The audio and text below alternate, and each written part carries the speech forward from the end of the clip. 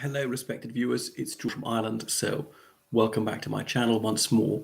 Anyway, in this video, I'm discussing the implications of the Battle of Bakhmut, which Russia appears to have won, because Yevgeny Prigozhin announced a couple of days that that Wagner Group, his private military company, has finally taken the city.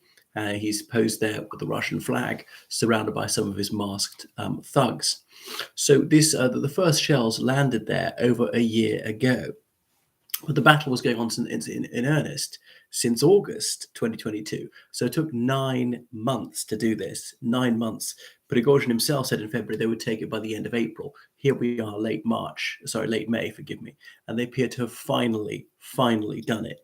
The United States estimated a couple of months ago that over 20,000 Russians had been killed. Now, when we say Russians, some of the Wagner Group fighters are actually not Russian. They might be Belarusian, Serbian, Tajik, Kyrgyz, and so on. But those on Russia's side. And by the 25th of May, Prigozhin says he's going to hand the city over to the Russian armed forces because, strictly speaking, he's not in it. And that there was an expletive-laden tirade from him a couple of weeks ago against Gerasimov, the chief general of the Russian army, and indeed, who was the other one? Sergei Shoigu, the defense minister, saying that they were cutting him off from ammunition. Now, there might have been some truth in this, and why? Incompetence, they just don't produce enough, or they just can't actually move it around. The logistics are messed up. Or it could be because they dislike him and they would like to see him fail. It could be sort of inter-services rivalry. He's obviously not officially part of the Russian armed forces. It's a mercenary outfit. They think he's a glory boy. He's never actually been a soldier for a single day. He's always wearing an army uniform. He makes far more money than they do. They thought it was too close to Putin.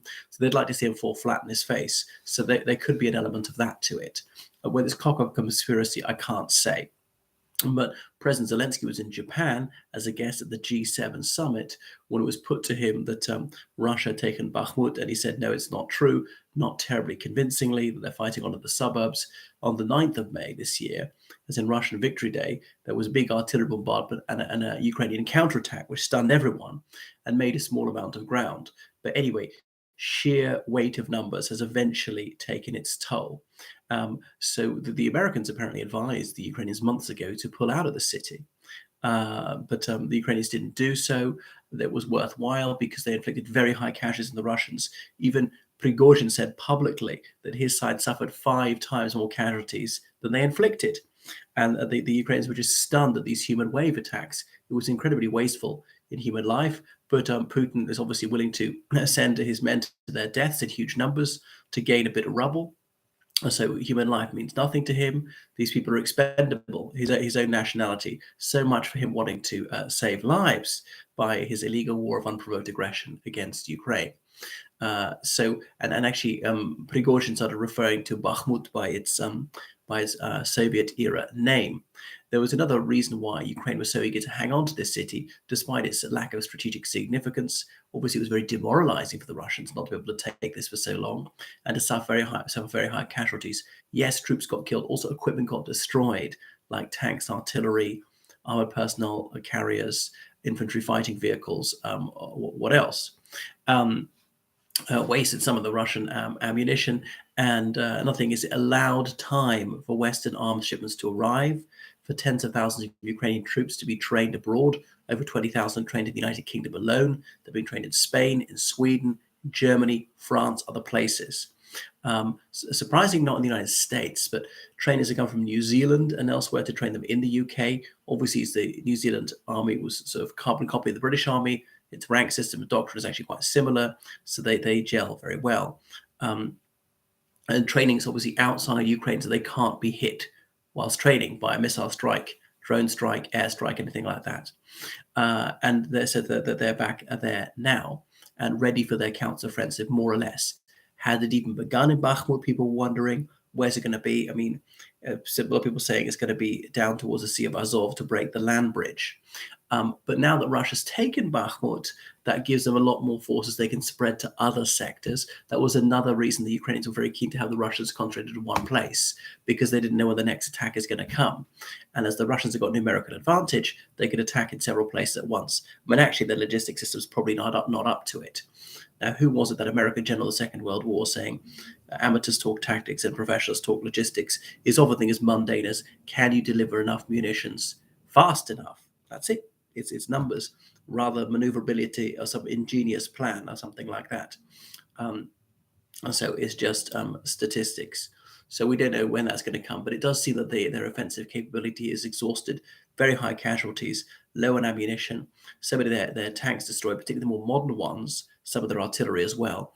Ukraine's got these new Storm Shadow British missiles, but they don't appear to be using them. Certainly have agreed not to use them in the Russian Federation, only in those areas of Ukraine which are illegally occupied by the Russian Federation, such as parts of Luhansk region, Donetsk region, Zaporizhia region, the Crimean Peninsula, and Kherson region. So everywhere in occupied Ukraine is well within range, but don't seem to be using very much. And good news for Ukraine, obviously, about the F-16 jets, the Fighting Falcons, those American ones which date, is it to the late 70s? I mean, I don't know anything about aviation technology, that they haven't moved on. But anyway, dozens of air forces have them. Over 6,500 ever been produced. Obviously, some of those are no longer extant or serviceable. But if they got even 1% of all the Fighting Falcons ever produced, that'd be a major boost to their air force, which only has about 300 planes. And so the F-16s mean that Russia will never gain air superiority. They could have gained on day one quite easily. The Russian Air Force outnumbered the Ukrainian Air Force about 10-1. If they'd thrown everything they had at the Ukrainians, if the Ukrainians' 300 planes were wiped out and destroyed 300 Russian planes, that'd be worth it for Russia, because the Ukraine would have no air force left. Take down their air defense too. But Russia didn't go big on this one. You've got to go big or go home. So in some ways, it's very risky going ahead with this invasion. They weren't really prepared. They didn't have a numerical advantage at the beginning. On the other hand, they were overly cautious as to not being willing to risk their air force. And the Ukrainians had Soviet-era planes. Now they're getting Western, more modern generation planes. And then even if, so in a few months, once they get those F-16s, even if Russia threw everything they had at the Ukrainians, they wouldn't be able to win. These Ukrainians are fast. The Ukrainians are going to have these planes, F-16s, which are faster, more maneuverable, apparently just do things faster, have a longer range and everything, so that they can outclass the Russian jets in just about every way. The Su-s and the MiGs. The MiGs, some people say they're not even that good. It's just because Mikoyan, the aeronautical engineer who designed them, was the brother of Anastas Mikoyan, who was sometime the Soviet head of state, an Armenian. So he was over-promoted. They say, satisfactory planes, not brilliant planes, even for the era. So that's why Ukraine will be getting the edge. It's obviously a big morale boost to them to know that they're getting these F-16s. How long is it going to take to train people on these? Well, it's going to be several months anyway. Thank you so much for watching my video. Goodbye.